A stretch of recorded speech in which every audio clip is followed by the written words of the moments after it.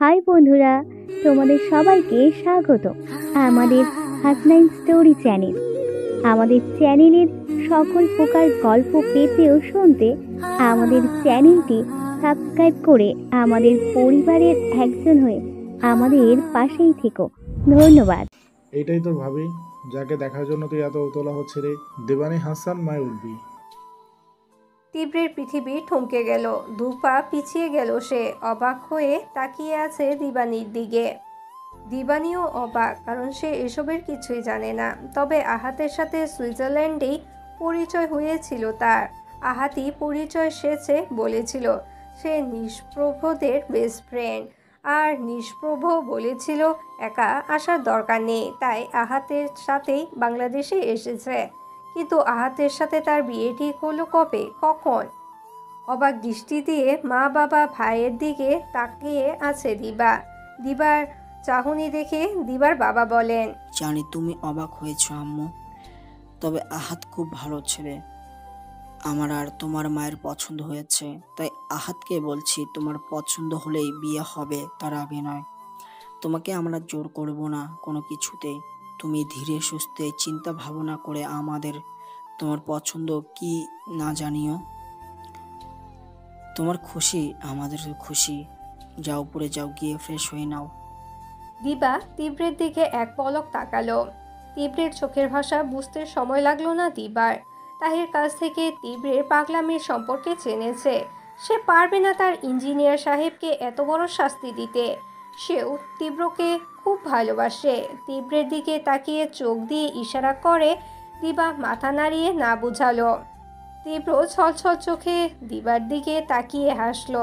তার দিবানি তাড়িয়ে আছে, মনে মনে আল্লাহর কাছে শুকরিয়া জানালো। রাত প্রায় 1টার কাছাকাছি।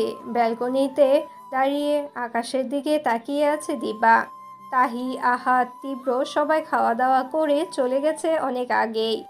হঠাৎ মনে হলো ব্যালকনিতে কিছু শব্দ হচ্ছে। ব্যালকনির নিচে উকি দিয়ে তাকালো দিবা। তখনই তীব্রর হাত বাড়িয়ে দিল। অবাক হয়ে দিবা তাকিয়ে আছে তীব্রের দিকে। তীব্রের ফিস ফিস শব্দ হুঁশ ফিরে। তীব্রকে টেনে তুলে ব্যালকনিতে। একটানা কয়েকবার শ্বাস ছাড়ে তীব্র, তারপর দিবার দিকে তাকায়। দিবাও তার দিকেই তাকিয়ে আছে।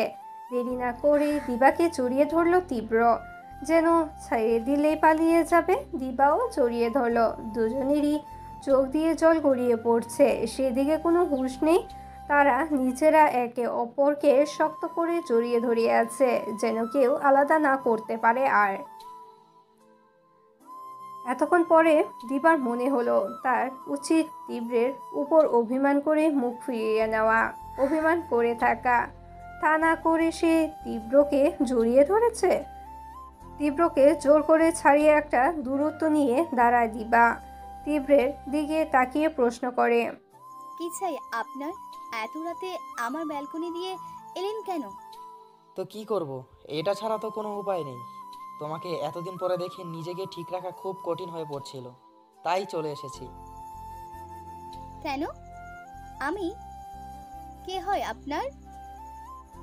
যান না আপনার কাজিনের কাছে। ঠোঁট প্রসারিত করে হাসলো তীব্র। দিবাকে টান দিয়ে নিজের দিকে টেনে আনলো, দুগাল ধরে বলল, আর কত শাস্তি দিবে জান? আমার থেকে দূরে গিয়ে অনেক পুড়িয়েছ, সব হজম করেছি। এখন আর দূরত্ব মানব না। আপনি তো বলেছিলেন আপনার থেকে দূরে থাকতে। সেটা বলেছিলাম ঠিকই, কিন্তু আমি বুঝতে পারিনি আমিও তোমাকে ভালোবেসে ফেলবো। তুমি যখন 2 বছর আমাকে ইগনোর করলে, তখন নিজের অনুভূতি সম্পর্কে জানতে পারি। আমি সিদ্ধান্ত নিয়েছিলাম তোমাকে প্রপোজ করব, কিন্তু তার আগেই তুমি পাড়ি জমিয়েছ সুইজারল্যান্ড। তুমি জানো, সেদিন আমি চিৎকার করে কেঁদেছিলাম। প্রতিদিন নিয়ম করে তোমার ছবির দিকে তাকিয়ে কথা বলেছি, কত শত অভিযোগ করেছি।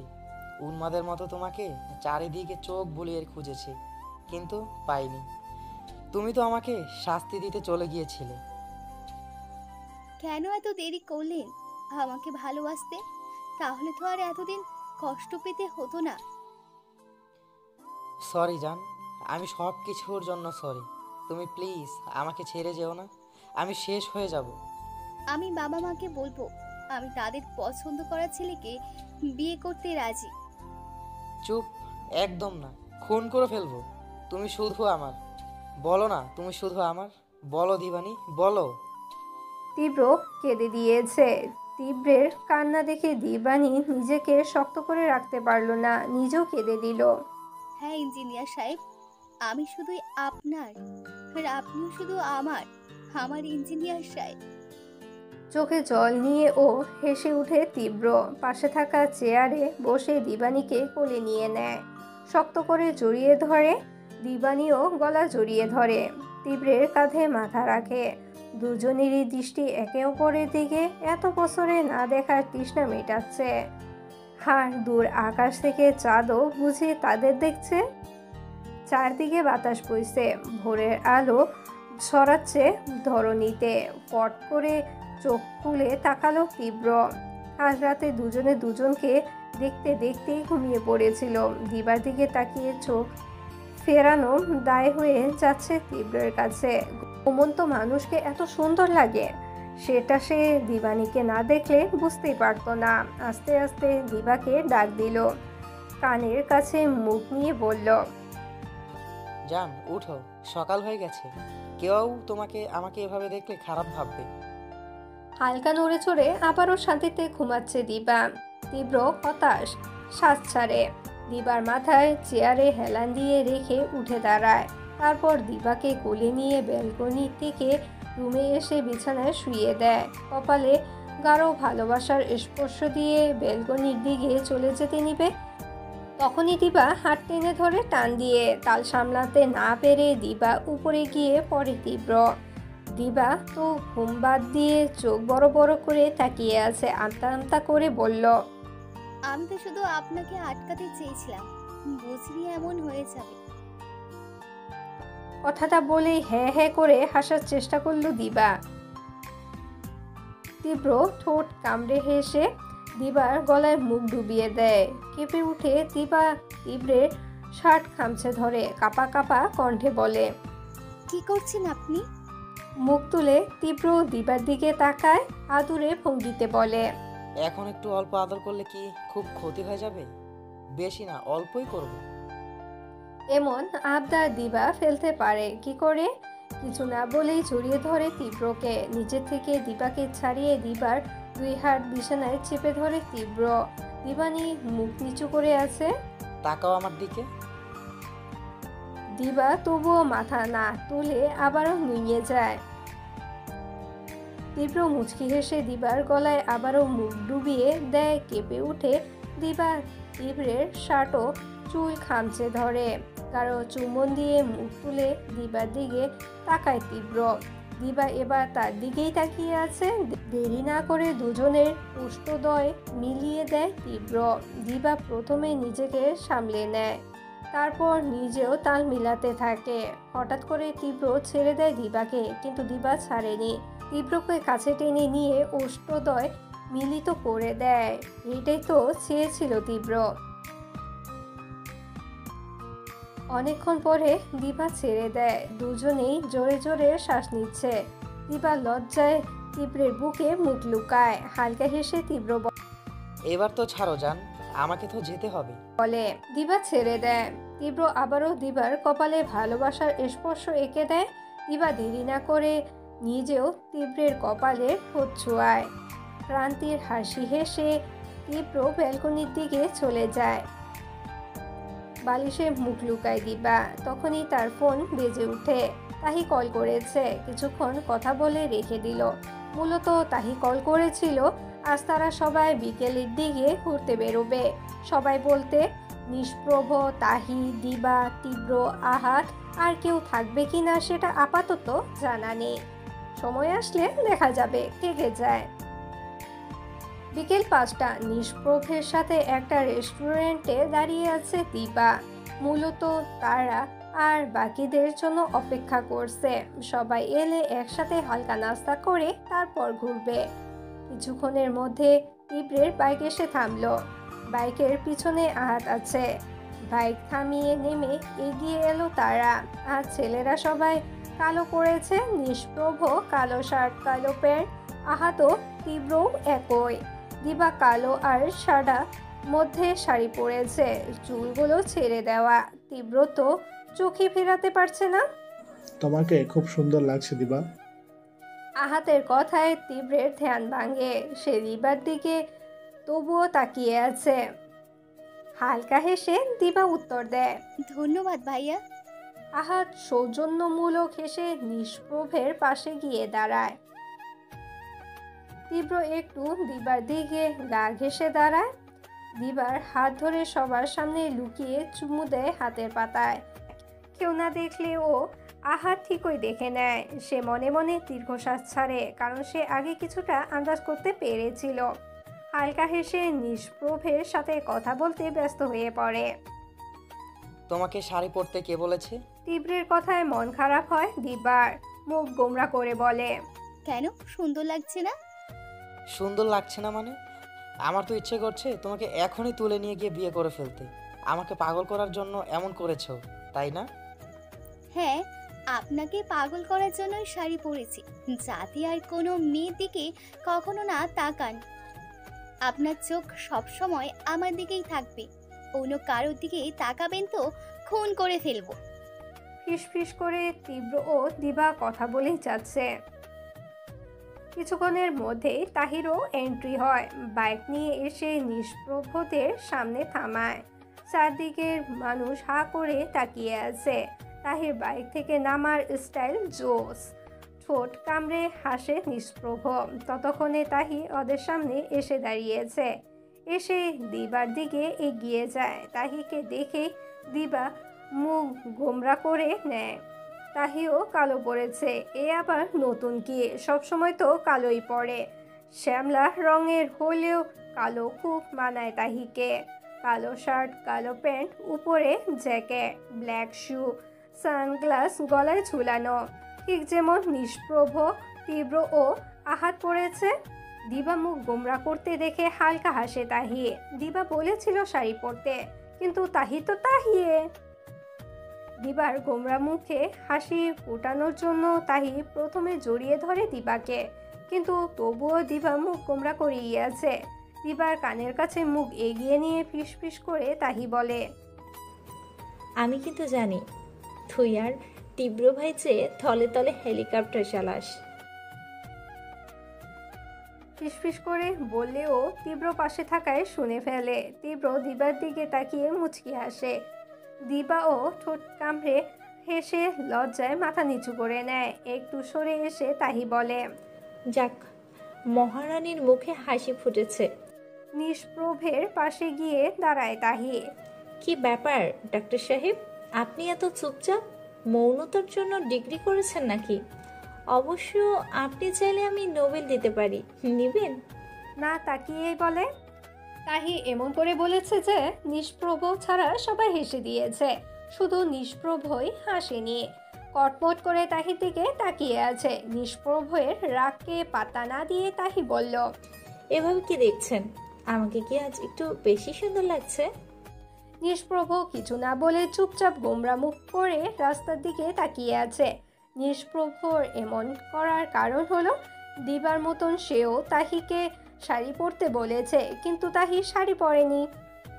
তাহি নিষ্প্রভের হাত নিজের হাতের মুঠোয় নিয়ে নেয়। কিছু বলবে, তখনই উর্মিলা এসে তাদের সামনে দাঁড়ায়। উর্মিলা এসে কিছুক্ষণ নিষ্প্রভের সাথে কথা বলে বুঝতে পারে তারা ঘুরবে, আর উর্মিলাও ঘুরতে বেরিয়েছিল। তাই নিষ্প্রভ তাদের সাথে ঘোরার জন্য উর্মিলাকে অফার দেয়। উর্মিলাও রাজি হয়ে যায়। এদিকে তাহির রাগ সপ্তম আসমানে। চোখ দিয়ে উর্মিলা ও নিষ্প্রভকে ভস্ম করে দিবে এমন। তোমাকে শাড়িতে অনেক সুন্দর লাগছে উর্মিলা। উর্মিলা নিষ্প্রভের কথায় হালকা হেসে ধন্যবাদ দেয়। এদিকে তাহির রাগ বাড়ানোর জন্য নিষ্প্রভের উর্মিলাকে উদ্দেশ্য করে প্রশংসা করা কথাটাই যথেষ্ট ছিল। রাগে তাহি নিষ্প্রভের হাতটা ছেড়ে দিয়ে নিষ্প্রভকে ধাক্কা মারে। তাতে নিষ্প্রভ উর্মিলাকে নিয়ে একটুর জন্য পড়ে যেত, কিন্তু আহাত ধরে নেয়। রাগে নিষ্প্রভ তাকিয়ে সবার সামনে থাপ্পড় মারে। এতে সবাই অবাক হয়ে যায়, সাথে নিষ্প্রভ নিজেও। সে এটা কি করলো? নিষ্প্রভের দিকে কিছুক্ষণ একদৃষ্টিতে তাকিয়ে চোখ ফিরিয়ে নিল তাহি। বাইকের কাছে গিয়ে হেলমেট হাতে নিয়ে পরে নিল। হ্যাঁ, কারণটা কেউ বুঝেনি, তবে নিষ্প্রভ বুঝেছে। তাহি কাউকে চোখের পানি দেখাতে চায় না।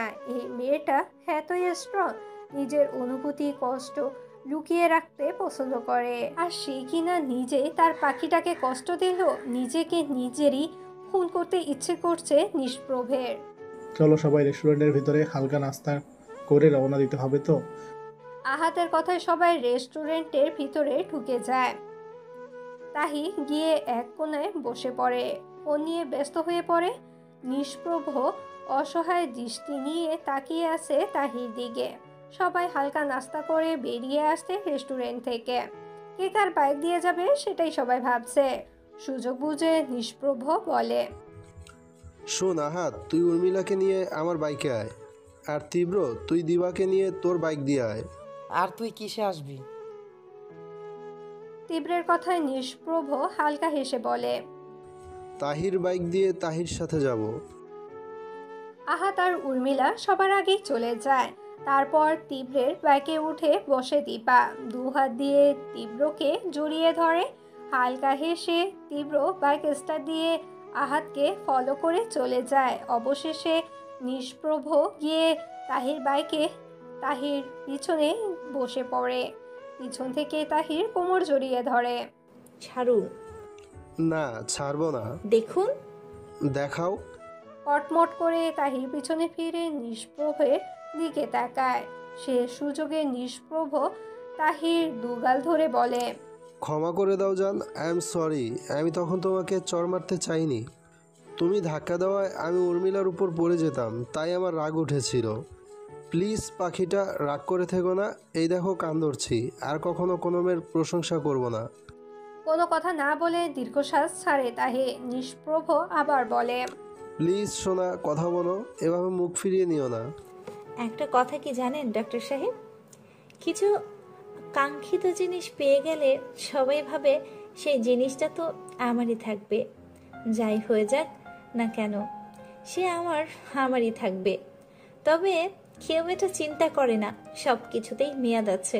যেমন একটা মানুষেরও সহ্য শক্তি কষ্ট আছে। নিষ্প্রভ খুব ভালোভাবে বুঝতে পারছে সে কতটা কষ্ট দিয়েছে তাহিকে।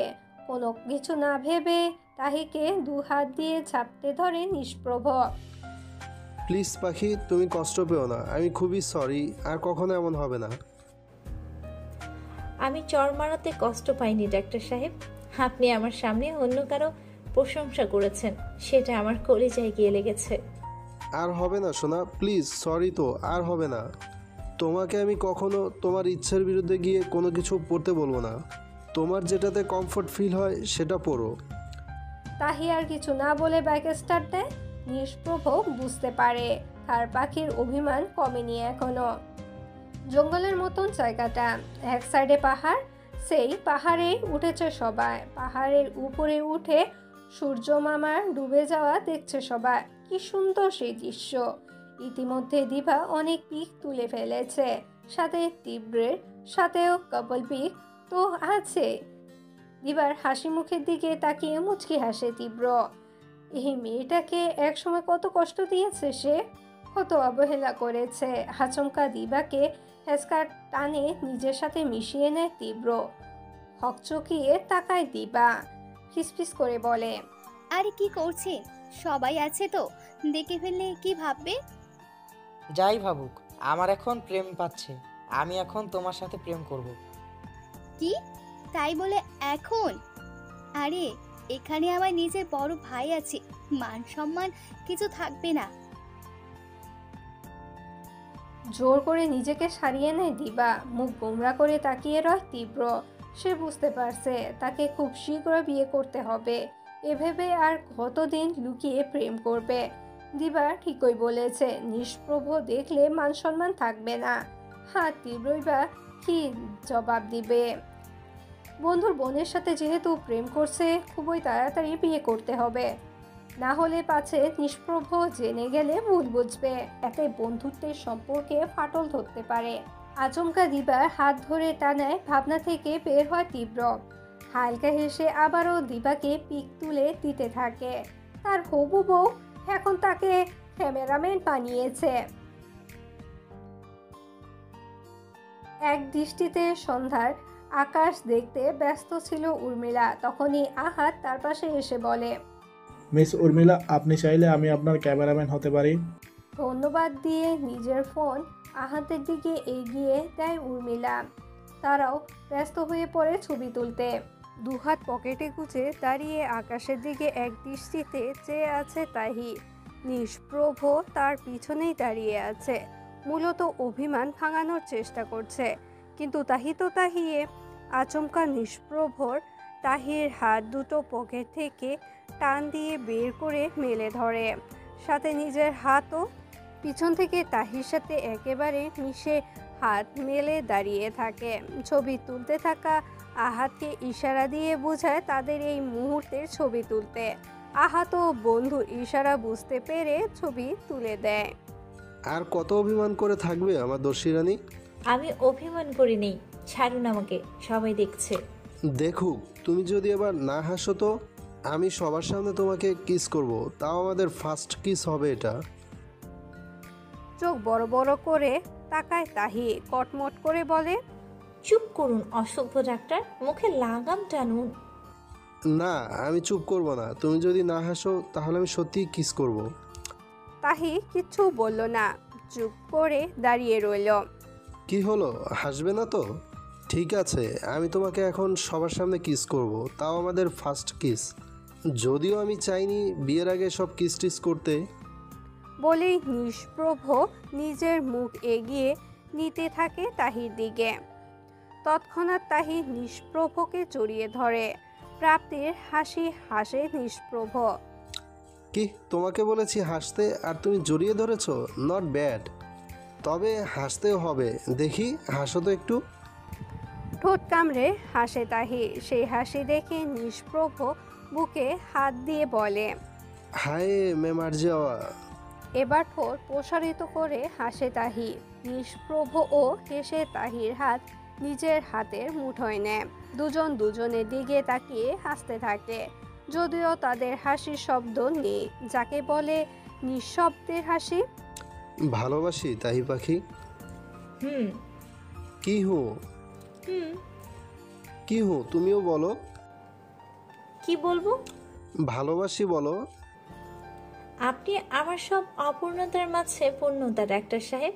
আপনি আমার সব অপ্রাপ্তির মধ্যে সেরা প্রাপ্তি। তবুও বলবে না ভালোবাসি? ভালোবাসি নিষ্প্রভ, ভালোবাসি ডাক্তার সাহেব, খুব ভালোবাসি। মুগ্ধ হয় নিষ্প্রভ। তাহির মুখে প্রথমবার নিজের নাম ও ভালোবাসি শুনে ইস, নিষ্প্রভের তো ইচ্ছে করছে সব বাধা নিয়ম ভেঙে তাহিকে নিয়ে অজানাতে পাড়ি জমাতে, কোনো দূর অজানায় হারিয়ে যেতে। অনেকটা সময় কেটে গেছে। সময় তখন রাত 8টা ছুঁই ছুঁই। পাহাড় থেকে নেমে জঙ্গলের পাশ দিয়ে নামতে থাকে সবাই। তখনই একটা অদ্ভুত শব্দ সবার কানে আসে। প্রথমে কেউ পাত্তা দেয়নি, কিন্তু হঠাৎ একটি মেয়ের চিৎকারের শব্দ ভেসে আসে। সবাই হকচকিয়ে যায়। শব্দের উৎস খুঁজতে খুঁজতে তাহি বলে, মনে হচ্ছে জঙ্গলের ভেতর থেকে চিৎকারের আওয়াজ আসছে, কেউ বিপদে পড়েছে, আমি যাচ্ছি। বলে তাহি জঙ্গলের ভিতরে দিকে দৌড়ে যেতে থাকে। নিষ্প্রভ ও পিছু পিছু দৌড়ে যায়। বাকিরাও তাদের পিছে দৌড়ে যেতে থাকে। জঙ্গলের বেশ ভিতরে চলে এসেছে সবাই। চারদিকে অন্ধকার, ফোনের লাইট অন করা সবার। চারদিকে তাকিয়ে কারো চোখে কিছুই পড়ছে না, কিন্তু কিছুক্ষণ আগে তো কারো চিৎকারের আওয়াজ ভেসে আসছিল। ভয়ে দিবা তীব্রের হাত খামচে ধরে, সবার দিকে তাকিয়ে বলে, চলো আমরা চলে যাই, না হলে যে কোনো বিপদ হতে পারে। চোখ মুখ শক্ত করে তাহি বলে, এভাবে কি করে যেতে পারি? কেউ অবশ্যই বিপদে পড়েছে। চারিদিকে লাইট মারো, দেখো কিছু দেখা যায় কিনা। সবাই আবারও চারদিকে লাইট দিয়ে দেখতে থাকে। তাহি চারদিকে ঘুরে ঘুরে দেখছে। তখনই ওর কানে শব্দ ভেসে আসে। সাধারণত কেউ মুখ চেপে ধরে রাখলে এরকম শব্দ বের হয় মুখ থেকে, কিছুক্ষণ স্থির হয়ে দাঁড়িয়ে চারপাশে চোখ ঘুরিয়ে দেখে নেয়। যেহেতু তাহি একজন সিআইডি অফিসার, তাই সব সময় পিস্তল সাথে থাকে, তবে সেটা কারো চোখে পড়ার মতো নয়। তবে খুব সাবধানে পিস্তল বের করে তাহি। সবাই তাহির হাতে পিস্তল দেখে ভড়কে যায়। তাহি ইশারায় চুপ থাকতে বলে আর ওর পিছনে আসতে বলে। পিস্তল ধরে খুব সাবধানে সহিত জঙ্গলের আরো গভীরে ঢুকতে থাকে তাহি, পিছনে বাকি সবাই। তোমরা সবাই এখানে দাঁড়িয়ে থাকো, আমি আবার যেদিক দিয়ে এখানে এসেছি মানে পিছনটা আবার ঘুরে আসছি। বলে কাউকে কিছু বলার সুযোগ না দিয়ে পা বাড়ায় তাহি। নিষ্প্রভ ও পিছন পিছন আসে। তাহি সামনের দিকে যাওয়ার সময় কাউকে সরে যেতে দেখেছে। আবারও চারদিকে চোখ বোলায় তাহি।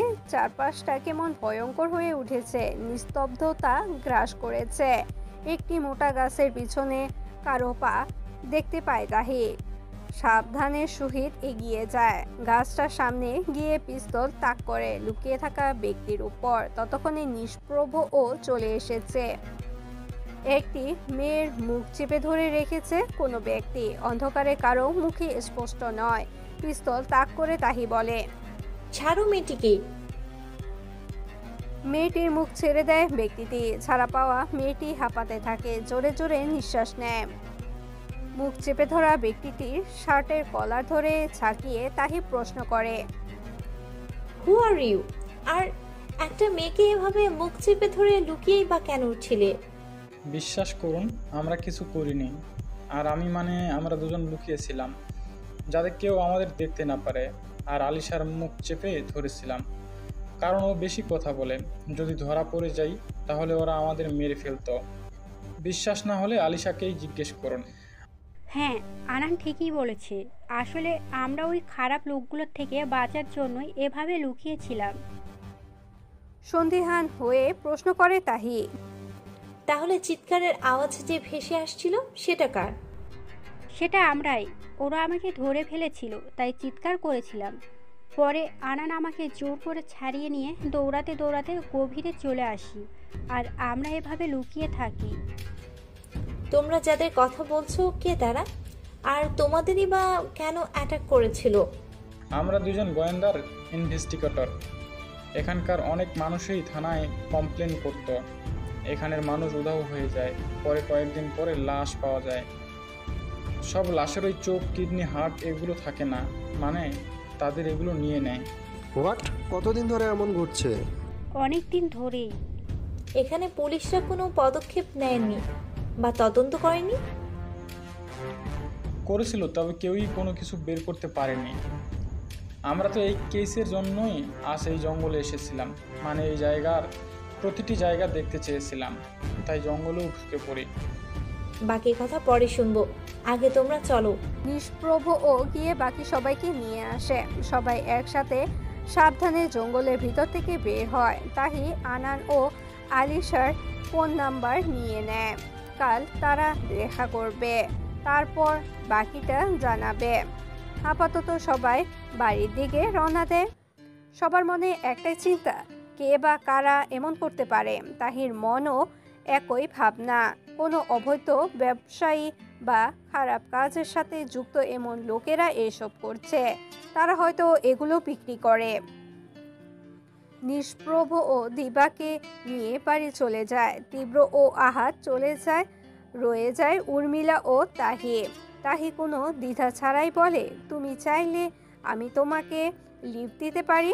বিনা বাক্যে তাহির বাইকে উঠে যায় উর্মিলা। সে ভয় পেয়ে আছে জঙ্গলের ঘটনা নিয়ে। ভয় পাচ্ছ? কিছুটা।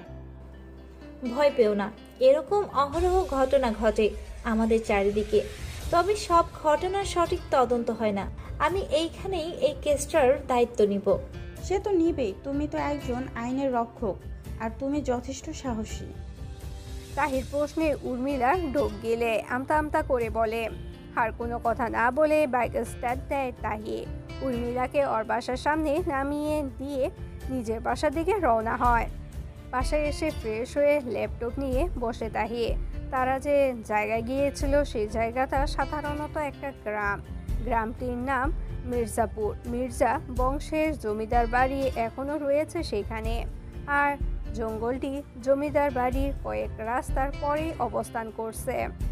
হালকা খাবার খেয়ে ঘুমানোর প্রস্তুতি নেয় তাহি, তখনই তার ফোন বেজে ওঠে। স্ক্রিনে ডাক্তার সাহেব নামটি জলজল করছে। স্মিত হেসে তাহি কল রিসিভ করে কানে ধরে। ওপাশ থেকে নিষ্প্রভ বলে, কি করছেন মহারানী? এই তো ঘুমানোর প্রস্তুতি নিচ্ছিলাম, ভীষণ ক্লান্ত লাগছে। ক্লান্ত তো লাগবেই, যেভাবে জঙ্গলে দৌড়েছো, বাপরে, আমার দোষী রানী কিছুই ভয় পায় না। কত সাহসী হবে আমার বউ, ভাবতেই গর্ব হয় আমার। এত গর্ব করে লাভ নেই, ঘুমান, ঘুমালে শরীর সুস্থ হবে। ঘুম তো আসবে না মহারানী, তোমাকে খুব শীঘ্রই আমার ঘরে নিয়ে আসব। তখন সারাক্ষণ তোমাকে জড়িয়ে ধরে ঘুমাবো। আমি তো ভেবে রেখেছি বিয়ে করে 1 সপ্তাহ দরজা জানালা খুলবো না। চুপ করুন অসভ্য ডাক্তার, আপনার ঘুম না পেলেও আমার ঘুম পেয়েছে। রাখছি, ভালো থাকুন, গুড নাইট, আল্লাহ হাফেজ। আরে আরে, শুনবে তো আমার কথা? দূর, কল কেটে দিল। ওহ, কি আর করার, যাই আমিও ঘুমাই। বিছানায় শুয়ে কোলবালিশ জড়িয়ে ধরে নিষ্প্রভ মনে মনে বলে, কবে যে কোলবালিশের জায়গায় তুমি থাকবে বউ? আচ্ছা, আমি কি লুচি হয়ে যাচ্ছি? আগে তো এসব ভাবতাম না। ছি ছি, তাই ঠিকই বলে, অসভ্য ডাক্তার হয়ে যাচ্ছি। আরে তাতে কি, আমি তো তাহির ক্ষেত্রেই শুধু একটু এমন করি। আমার বউ, আমি যা ইচ্ছে করব, আরও লুচি পরোটা হব। কিন্তু আমার বউ চাই, কবে যে মহারানী বুঝবে? এসব ভাবনা চিন্তা করতে করতে ঘুমের রাজ্যে তলিয়ে যায় নিষ্প্রভ। সকাল 10:30টার কাছাকাছি ক্যাফেতে বসে আছে আলিশা ও আনান। মূলত তারা তাহির জন্যই অপেক্ষা করছে। তাদের অপেক্ষার অবসান ঘটিয়ে আগমন ঘটে তাহির। তাহি এসে বসে টুকটাক কথা বলে কফির অর্ডার দেয়। কফি এলে কফিতে এক চুমুক দিয়ে বলে, এবার বলা শুরু করো, কি কি জানো তোমরা, আর কি কি ইনফরমেশন কালেক্ট করেছো? মির্জাপুরের নাম সাধারণত মির্জা জমিদারের কারণেই হয়েছে। আমরা যতটুকু জানতে পেরেছি, মির্জাবাড়ির জমিদার বেঁচে নেই, তবে ওনার বংশধর মানে 2 ছেলে, আবার তাদের ছেলে মেয়ে আছে। তারা কেউই জমিদার বাড়িতে থাকে না, সবাই শহরে বাড়ি বানিয়ে বসবাস করছে। তবে বছরে তারা একবার সবাই একসাথে মির্জা বাড়িতে হাজির হয়, তখন সবাই একসাথে মিলে সময় কাটায়। মির্জা জমিদারের 2 সন্তান, আরিফ মির্জা ও আরিয়ান মির্জা। আরিফ মির্জার এক ছেলে আছে, বর্তমানে সে একজন সফল বিজনেসম্যান, সবাই এক নামে চিনে তাকে। কি নাম সেই বিজনেসম্যানের? আরাধ্য মির্জা, আরিফ মির্জার একমাত্র সন্তান। আরিয়ান মির্জারও ছেলে আছে, এক ছেলে এক মেয়ে, আরাব মির্জা ও মেয়ে আরশি মির্জা।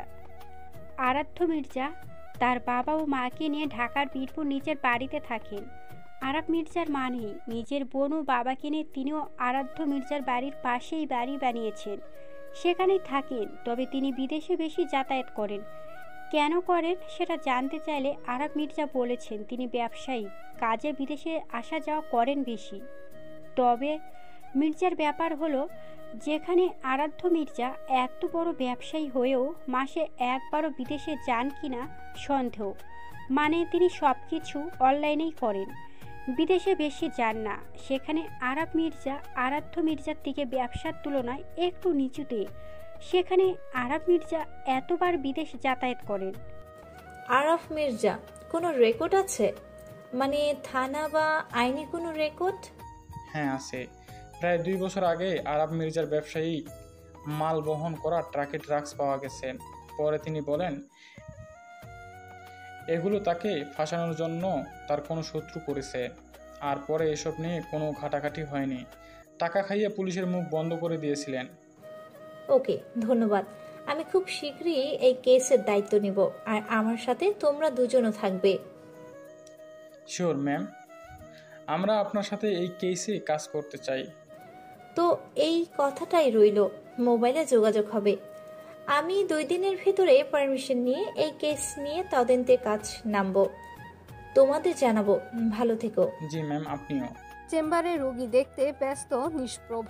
ডাক্তারদের ছুটি নেই, এই রোগী দেখা তো লেগেই থাকে, সাথে সার্জারি তো আছেই। দুপুরে খাবারের সময় হয়ে গেছে, তাই নিষ্প্রভ আরেকটা রোগী দেখে খেতে যাবে। চেম্বারের দরজা নক করলো কেউ। নিষ্প্রভ কাম বলে অনুমতি দিল। একটি মেয়ে এসে দাঁড়ালো। নিষ্প্রভ এক পলক তাকিয়ে বলল, সিট। মেয়েটি বসলো। নিষ্প্রভ বলে, আপনার সমস্যা বলুন। মেয়েটির মুখে ওড়না দিয়ে ঢাকা ছিল। নিষ্প্রভের কথা শুনে মুখ থেকে ওড়না সরিয়ে দিল। নিষ্প্রভ মেয়েটির মুখের দিকে তাকাতেই চমকে উঠল। সারা মুখে মারের দাগ। আপনার এই অবস্থা কেন? শুধু মুখেই না, সম্পূর্ণ শরীরেও আছে। ফুল হাতা জামা পরার জন্য দেখতে পাচ্ছেন না।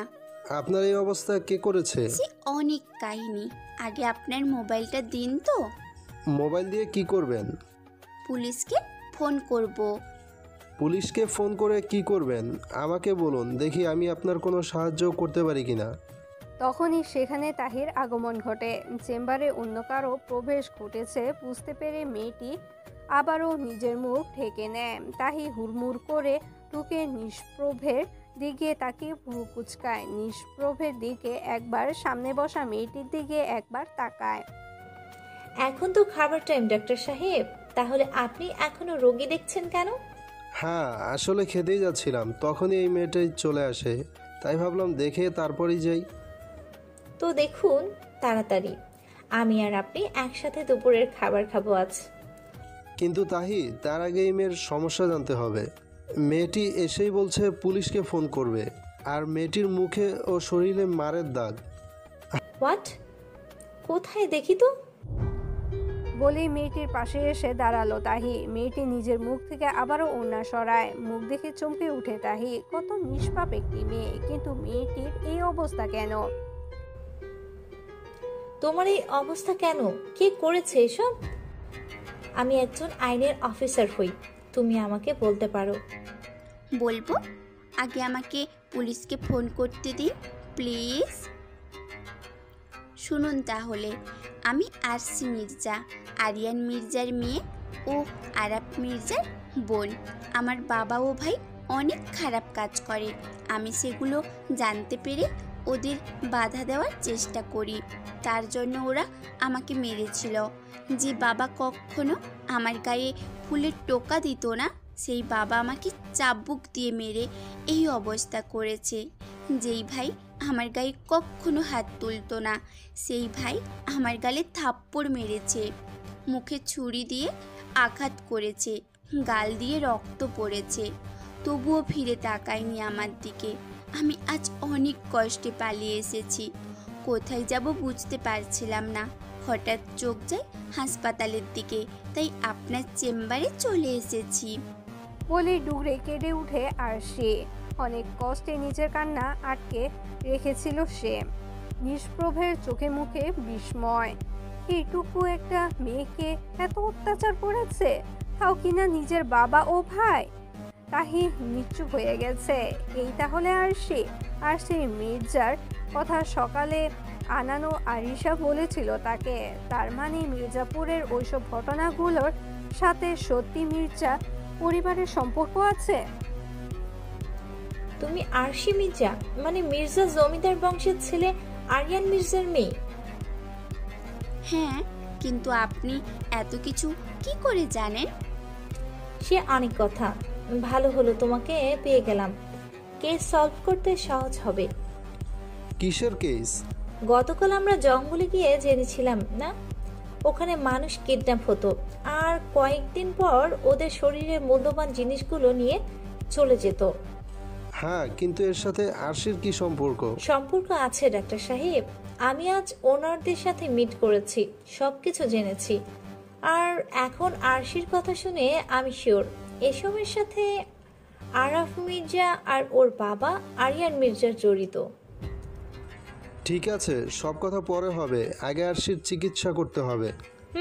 তাই করুন। আরশি, তুমি কিছু খেয়েছো? তোমার মুখ দেখেই মনে হচ্ছে কিছু খাওনি। ডাক্তার সাহেব, আরশির চিকিৎসার ব্যবস্থা করুন, আর তার আগে ওর খাওয়ার ব্যবস্থা করুন। আরশিকে সুস্থ হতে হবে। কেটে গেছে 1 সপ্তাহ। আরশি মোটামুটি সুস্থ হয়ে গেছে। শরীরে ক্ষতগুলোও শুকিয়ে এসেছে। তাহি 2 দিনের মধ্যে কেস তদন্তর জন্য দায়িত্ব নিয়েছে। আনান ও আলিশার নিয়ে আরাফ মির্জা সব কিছু বিষয়ে তদন্ত করে জানতে পেরেছে আজ রাত 1টার দিকে ক্ষুদ্র পথে অবৈধ মাল পাচার করা হবে। সে হতে পারে ড্রাগস বা মানুষের শরীরের বিভিন্ন অংশ যেমন চোখ, কিডনি। আর এটাও জেনেছে যে ট্রলার দিয়ে মানুষ নিয়ে যাওয়া হবে। যাদের কিডন্যাপ করেছে তাদেরও নিয়ে যাওয়া হবে তাদের গুপ্ত আস্তানায়। সেখানে চোখ, কিডনি অপারেশন করে নেওয়া হয়। তাই চাইলে আরিশের জবানবন্দি নিয়ে আরাফ মির্জা ও তার বাবাকে ধরে আনতে পারে, কিন্তু সেটা করবে না তাহি। সব কিছু হাতের মুঠোয় এনে হাতে নাতে ধরবে আরাফ মির্জা ও হারিয়ান মির্জাকে। আরাধ্য মির্জা ও আরিফ মির্জা চোখ ছলছল করছে, এক দৃষ্টিতে তাকিয়ে আছে আরশির দিকে। আরশিও ফুপিয়ে কেঁদে উঠেছে বারবার। আরশির দিকে এগিয়ে আসলে আরাফ মির্জা তার একটা মেয়ের খুব শখ ছিল, কিন্তু সেটা পূরণ হয়নি। তিনি আরশিকে নিজের মেয়ের মতোই ভালোবাসতেন। চোখের পানি মুছে দিয়ে বুকে টেনে নিলেন আরশিকে। এবার আরশি শব্দ করে কেঁদেই উঠল। অনেকক্ষণ পরে কান্না বন্ধ হলো আরশির, কিন্তু মাঝে মধ্যে ফুপিয়ে উঠছে। এবার তাহলে আমি উঠি মিস্টার মির্জা। আপনার তো সবই বললাম, ওকে আগলে রাখবেন। কোর্টে আরশি হবে প্রধান সাক্ষী। এখন শুধু প্ল্যান মতো আরিয়ান মির্জা ও তার ছেলেকে ধরার পালা। তাহির কথা শুনে আরাধ্য এগিয়ে এলো, বিনয়ের সাথে বলল, আপনাকে কি বলে ধন্যবাদ দেব বুঝতে পারছি না মিস তাহি। আমরা কখনো ভাবতেও পারিনি এমন কিছু একটা হবে বা হতে পারে। আপনাকে ধন্যবাদ দিয়ে ছোট করব না। আরশিকে আমি আর বাবা আগলে রাখব এবং কোর্টে আরশি অবশ্যই সাক্ষী দিবে। ওকে, আজ তাহলে আমি আসি, আমার কাজ আছে, বুঝতেই পারছেন। জি, আপনার সময় নষ্ট করব না, আপনি আসতে পারেন। আরশির দিকে এক পলক তাকিয়ে টেক কেয়ার বলে চলে গেল তাহি।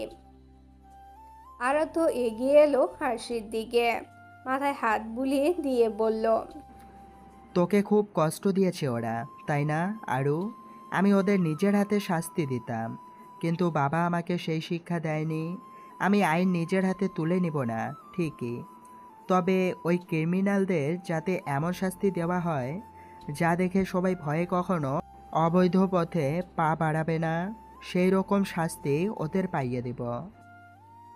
আরিফ মির্জা দিকে তাকিয়ে আরাধ্য বলে, বাবা, আমি আজ এক্ষুনি আরশিকে বিয়ে করতে চাই, তোমার যদি কোনো আপত্তি না থাকে তো। ছেলের কথা শুনে মুচকি হাসলেন আরিফ মির্জা। তিনি জানেন তার ছেলে আরশিকে ভালোবাসে। আমার কোনো আপত্তি নেই বাবা, তুই বিয়ে করবি, তাও আমার আরসি মাকে। সেটা তো আমার জন্য খুশির সংবাদ। আমি আগে থেকেই মনে মনে আরসিকে তোর বউ করার স্বপ্ন দেখতাম, কিন্তু কখনো তোকে বলা হয়নি। অবাক হয়ে এদের দুজনের কথা শুনছে আরশি। হ্যাঁ, এটা ঠিক, আরশিও মনে মনে আরাধ্যকে পছন্দ করত, কিন্তু আরাধ্য ও যে তাকে পছন্দ করে বা করতে পারে সেটা কখনো ভাবতে পারেনি আরশি। মনের মধ্যে হাজার কষ্টের মধ্যেও আরশির ঠোঁটে হাসি ফুটে উঠে। আরিফ মির্জা বলে, যা তোরা উপরে যা, আমি ম্যানেজারকে ফোন করে বলছি কাজী নিয়ে আসতে, পরে না হয় ধুমধাম করে তোদের বিয়ে দেব। বলেই নিজের রুমে চলে গেলেন আরিফ মির্জা। আরশির হাত টেনে নিজের রুমে নিয়ে এসে দরজা বন্ধ করে দিল আরাধ্য। আরশির তো লজ্জায় মরি মরি অবস্থা। আরশিকে লজ্জা পেতে দেখে বাঁকা হাসলো আরাধ্য, টান দিয়ে নিজের সাথে মিশিয়ে নিল। আরশি আরাধ্যর বুকে মাথা এলিয়ে দিল। আরশির মাথায় হাত বুলিয়ে দিয়ে আরাধ্য বলল, ওরা তোমাকে খুব কষ্ট দিয়েছে তাই না? ওদের দেওয়া কষ্টগুলো আমি ভুলে যেতে চাই। আপনি কখনো আমাকে ছেড়ে যাবেন না প্লিজ। আমি আপনাকে নিয়ে সারা জীবন বাঁচতে চাই, যেখানে শুধু সুখ থাকবে, অভিমান থাকবে, ভালোবাসা থাকবে, থাকবে না কোনো বিশ্বাসঘাতকতা। আরশির কপালে ভালোবাসার স্পর্শ এঁকে দিল আরাধ্য। আরশিকে ছেড়ে দিয়ে আলমারি থেকে একটা শাড়ি বের করলো। শাড়ির আঁচল আরশির মাথায় দিয়ে বলল, জানো আরশি, এটা কার শাড়ি? এটা আমার মায়ের বিয়ের শাড়ি। আমি চাই আজ এটা পরে তোমাকে নিজের জীবনে স্ত্রীর স্থান দিতে। পড়বে তো? কেন পরবো না? অবশ্যই পরবো। আপনি বাইরে যান, আমি শাড়ি পরছি। আচ্ছা, আলমারির বাঁদিকে একটা ব্যাগে তোমার প্রয়োজনীয় সব কিছু পাবে।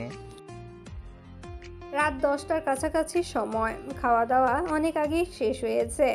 বর্তমানে আরশি আরাধ্যর কোলে বসে আছে। আরশি দেখছে দূর আকাশের চাঁদ, আর আরাধ্য দেখছে তার সদ্য বিবাহিতা স্ত্রীকে। ঘুমাবে না? না, আর কিছুক্ষণ থাকি না এভাবে। আরশি নিঃসংকোচ। হাতদারে না করতে পারল না আরাধ্য। আরশিকে শক্ত করে জড়িয়ে ধরল। আরশি নিজের প্রিয়তম স্বামীর বুকে মাথা রেখে চাঁদ দেখতে দেখতে ঘুমিয়ে পড়ল। আরাধ্য বুঝতে পারল আরশি ঘুমিয়ে পড়েছে। কোলে তুলে নিয়ে বিছানায় শুইয়ে দিয়ে নিজেও আরশিকে জড়িয়ে ধরে শুয়ে পড়ল। গভীর রাত, চারদিকে প্রচণ্ড বাতাসে সবকিছু উঠছে। বর্তমানে নিজের টিমের সবাইকে নিয়ে নদীর পাড়ে দাঁড়িয়ে আছে তাহি। তোমরা সবাই রেডি? জি ম্যাম, আমরা সবাই প্রস্তুত। ওকে, তোমরা সবাই চারদিকে লুকিয়ে যাও। আমি যখন বের হব তখন তোমাদের জানাবো। কান থেকে ব্লুটুথ খুলবে না কেউ, মনে থাকে যেন। জি ম্যাম, মনে থাকবে। গো, সবাই চারিদিকে লুকিয়ে পড়ো, ওদের আসার সময় হয়ে গেছে। আমি আপনার সাথে থাকি ম্যাম। না, তার দরকার নেই। তুমি আনিশাকে তোমার সাথে রাখো। যাও কই, সবাই চারিদিকে লুকিয়ে পড়ো।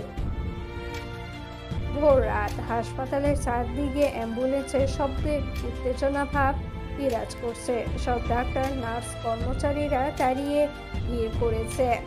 কলিজা কাঁপছে নিষ্প্রভে। বারবার মনকে বুঝ দিচ্ছে অ্যাম্বুলেন্সের ভিতরে যেন তাহি না হয়। অ্যাম্বুলেন্সের ভিতর থেকে রক্তাক্ত তাহিকে স্ট্রেচার করে বের করে আনলো নার্সরা। সাথে আনানো আলিশা, আরও কিছু অফিসাররা আছে যারা একটু আহত হয়েছেন। তাহির রক্তাক্ত শরীর দেখে নিষ্প্রভে পৃথিবী থমকে গেল। তাহিকে অপারেশন থিয়েটারে ঢুকানো হয়েছে। বুকে বাঁ পাশে গুলি লেগেছে। আনানের ধাক্কা স্বাভাবিক হলো নিষ্প্রভ। আনানের দিকে তাকিয়ে বলল, আমার পাখি। আপনি না ডাক্তার, আপনি কি পারবেন না আপনার পাখিকে বাঁচাতে? আমি পারবো না আনান, আমি তাহিকে এই অবস্থায় দেখতে পারছি না। ওর অপারেশন করবো কি করে? জানেন স্যার, ম্যাম জ্ঞান হারানোর আগে কি বলেছেন? কি বলেছে? ম্যাম বলেছেন দেশের জন্য, দেশের মানুষকে বাঁচানোর জন্য যদি আমার মৃত্যু হয় তাতে আমার কোনো আফসোস নেই, বরং আমি মৃত্যুকে খুশি মনে গ্রহণ করব। আমি যদি মরে যাই আনান, তাহলে তুমি আমার ডাক্তার সাহেবকে বলে দিও তার পাখি বীরের মতো মৃত্যুবরণ করেছে, শত্রুদেরকে প্রতিহত করে তারপর মৃত্যুর কোলে ঢলে পড়েছে।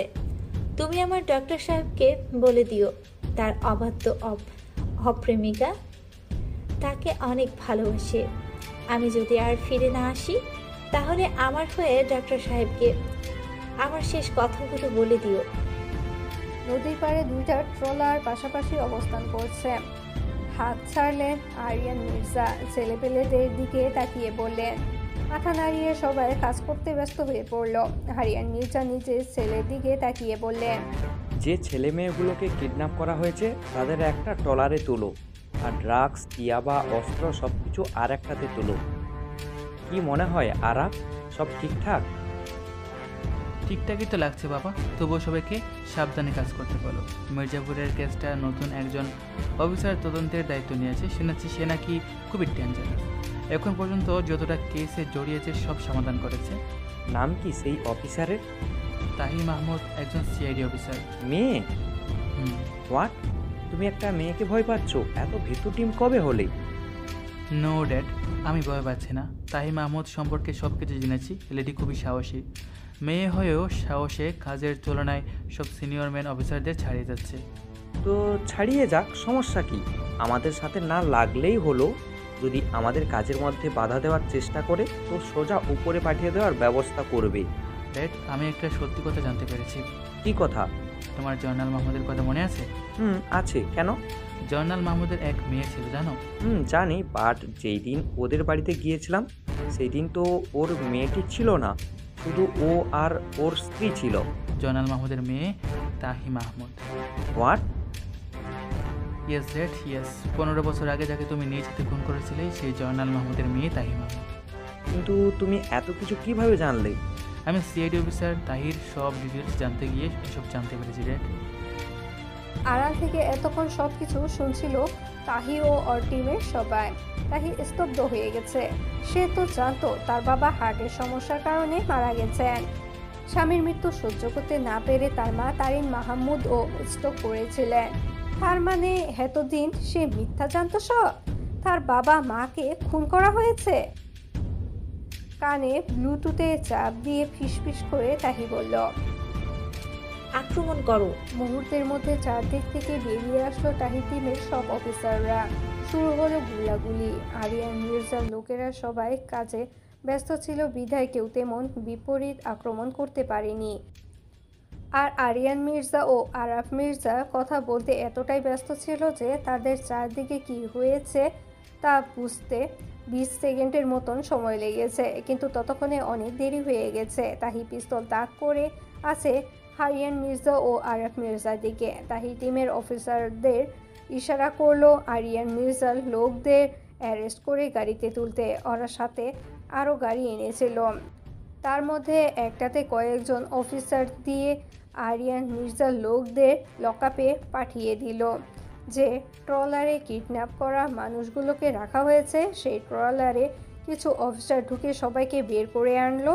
কয়েকজন অল্প বয়সী মেয়ে, কয়েকজন অল্প বয়সী ছেলে ও কয়েকজন মধ্যবয়সী নারী পুরুষ রয়েছে। তাদের আরেকটা গাড়িতে করে নিয়ে চলে গেল কিছু অফিসাররা। আরিয়ান মির্জা ও আরাফ মির্জা এখনও পিস্তল তাক করে আছে তাহির। চারদিক থেকে সবাই ঘিরে দাঁড়িয়েছে। তোদের সব কিছু শেষ। একটু আগে যা যা বলেছিস সব রেকর্ড হয়ে গেছে। তোদের কুকর্মের সব প্রমাণ পেয়ে গেছি। বলেই তাহি দুজন অফিসারকে ইশারায় হাত করা পরাতে বলল। দুজন অফিসার আরিয়ান মির্জা ও আরাফ মির্জাকে টেনে গাড়িতে তুলল। তাহি, আনান ও আলিশা আরও কিছু অফিসার এগিয়ে গেল আরেকটা ট্রলারের দিকে, যেটাতে রয়েছে সব অবৈধ মালামাল ও অস্ত্র। হাতে হ্যান্ড গ্লাভস পরতে পরতে ট্রলারের ভিতরে ঢুকলো তাহি। সামনে তাকিয়েই তাহি স্তব্ধ হয়ে গেছে। আলিশা হুড়মুড় করে বমি করে দিয়েছে। আরেকজন লেডি অফিসার জেসি ওকে ধরে রেখেছে। জেসি, আলিশাকে নিয়ে যাও আর সবাই মাস্ক পরে নাও। এরপর ফলমি তাহির সামনে রাখা বক্সের দিকে এগিয়ে গেল। ড্রাগস, ইয়াবা, অবৈধ অস্ত্র এক সাইডে ও কিডনি চোখ প্যাকেটের মতো করে রাখা, যার গন্ধে মূলত আলিশা বমি করে দিয়েছে। পুলিশ ফোর্সকে কল করলো তাহি। তারা কিছু পুলিশ নিয়ে কিছুক্ষণের মধ্যে উপস্থিত হলো। তাদের ট্রলারদের সব কিছু নিয়ে আসতে বলে তাহি ওর টিমের মেম্বারদের নিয়ে গাড়ির দিকে এগিয়ে গেল। যে গাড়িতে আরিয়ান মির্জা ও আরাফ মির্জাকে তোলা হয়েছে সেই গাড়িতে তাহি ও তার টিমের বাকি অফিসারগুলো উঠে বসলো। গাড়ি কিছু দূর এগিয়ে যেতেই পাশে বসা অফিসারের হাত থেকে পিস্তল কেড়ে নেয় আরাফ। তা দেখে ড্রাইভিং করা অফিসার গাড়ি থামায়। সবাই গাড়ি থেকে নেমে বের হয়ে আসে। ওই অফিসারকে নিজের হাতে জিম্মি করে গাড়ি থেকে বের হয়ে আসে আরাফ। পালানোর চেষ্টা করে দৌড় দেয়, কিন্তু বেশি দূর যেতে পারেনি। তার আগেই আবারও তাহির টিম ও তাহি ওকে ঘিরে ধরে।